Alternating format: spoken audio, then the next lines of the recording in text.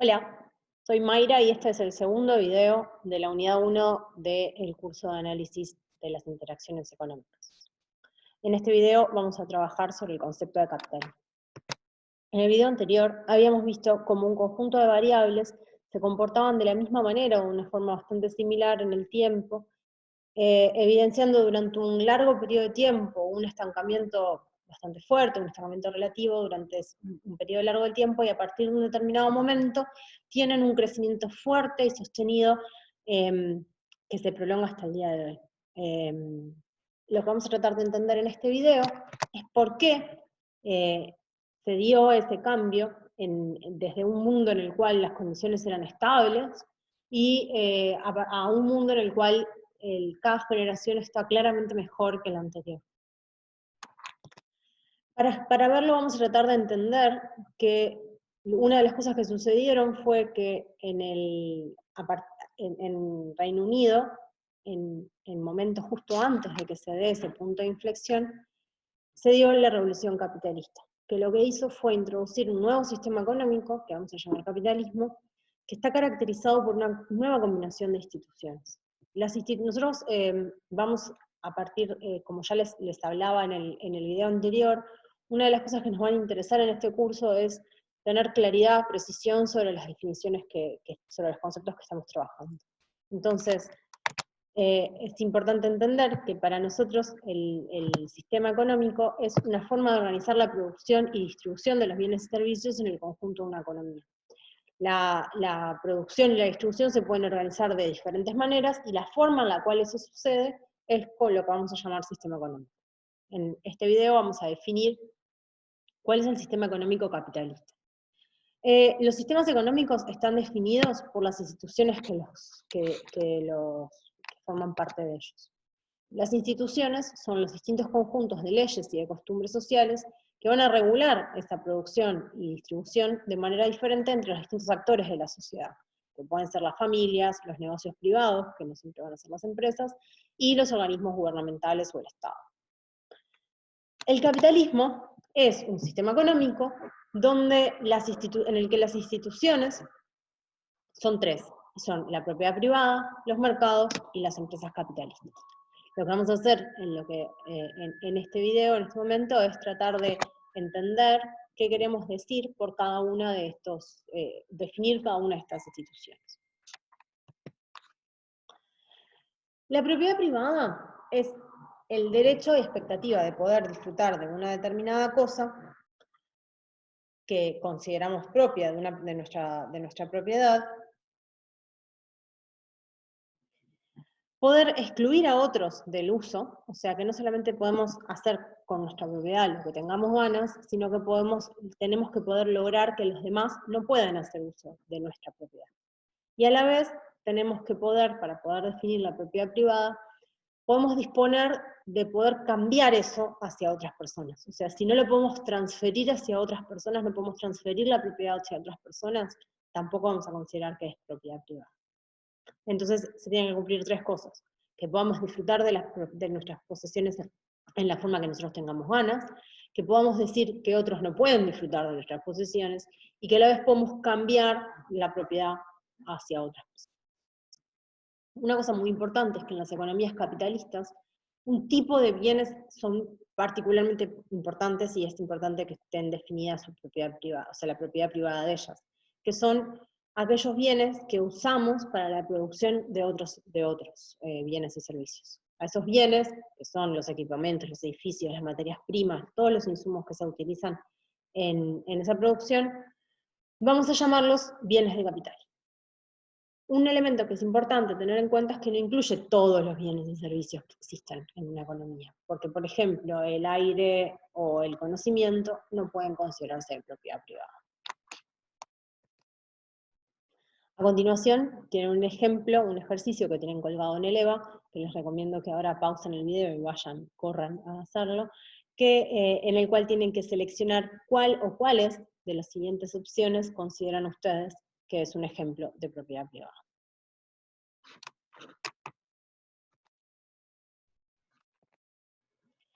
La siguiente institución del capitalismo que vamos a trabajar son los mercados. Los mercados son formas, es una forma en la cual son los lugares en los cuales en el sistema capitalista se transfieren las propiedades de las cosas.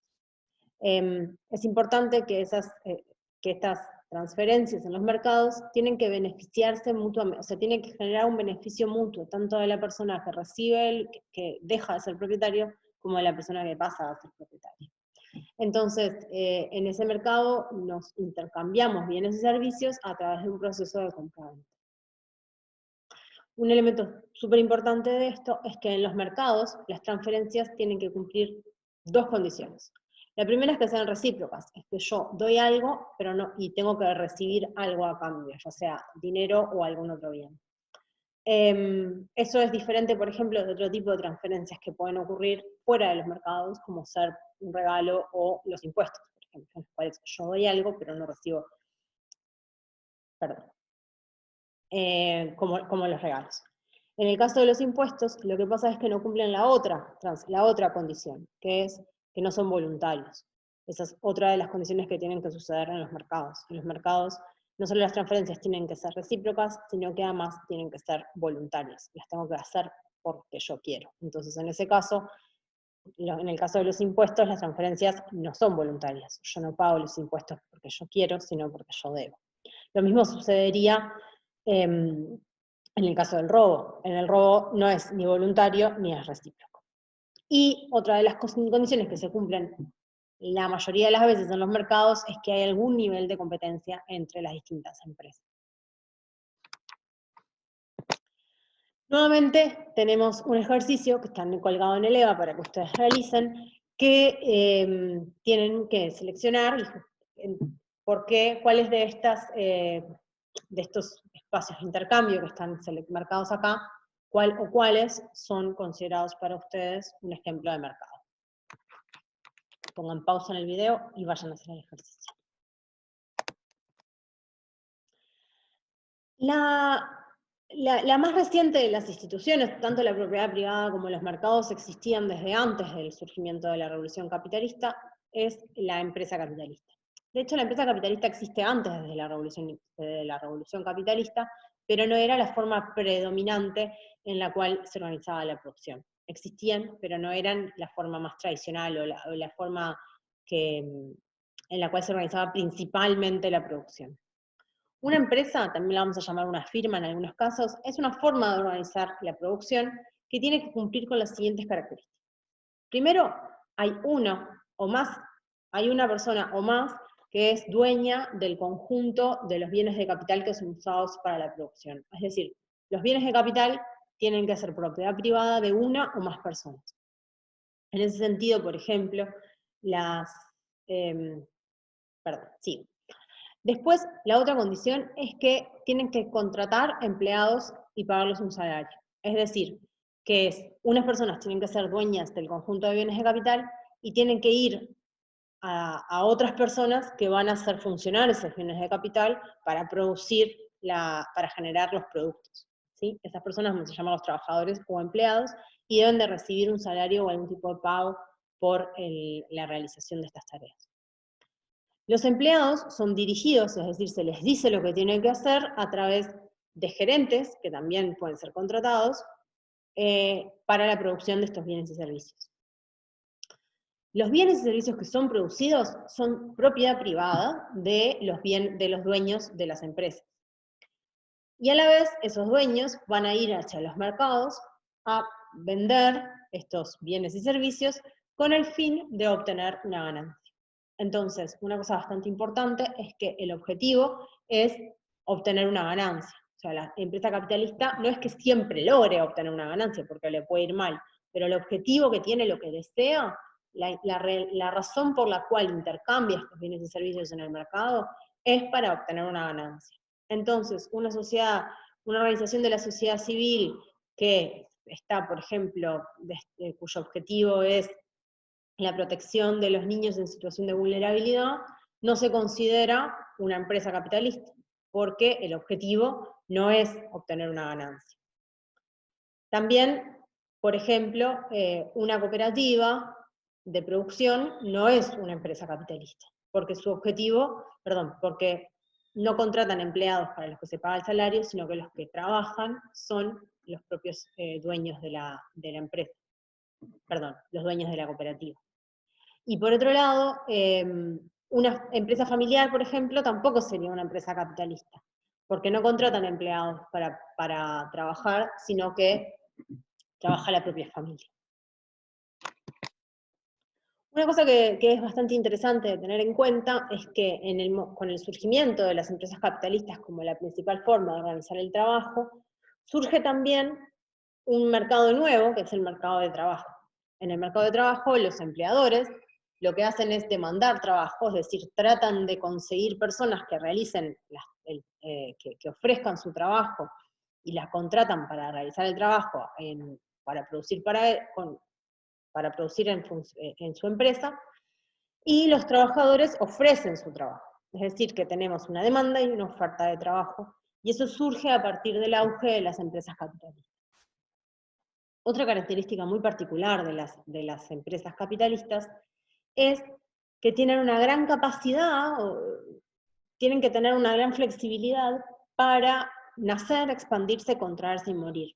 Es decir, que una empresa a la que le va bien tiene la posibilidad de contratar más trabajadores, de comprar más bienes de capital para producir una cantidad mayor de producto, por lo tanto, venderlo en el mercado y que le vaya mejor. O sea, venderlo en el mercado y obtener mayor ganancia.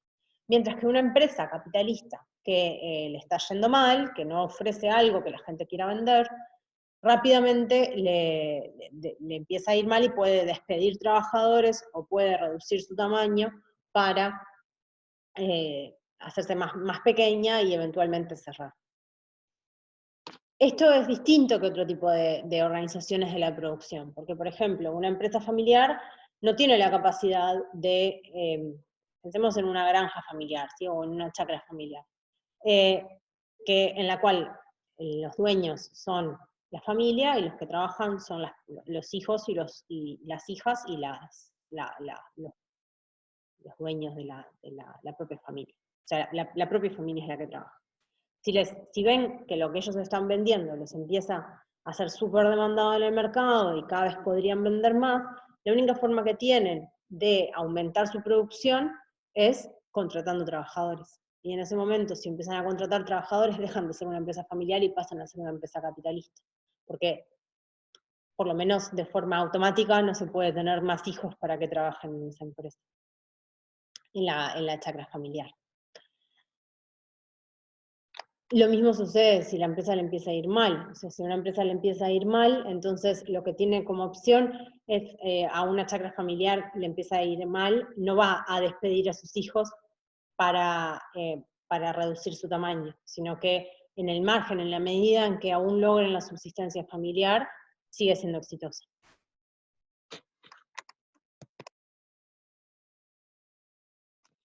Como ven, hay un elemento bastante interesante que tiene que ver con que las otras instituciones del capitalismo son centrales para la definición de la empresa capitalista. Tanto los mercados como la propiedad privada son esenciales en el funcionamiento de la empresa capitalista.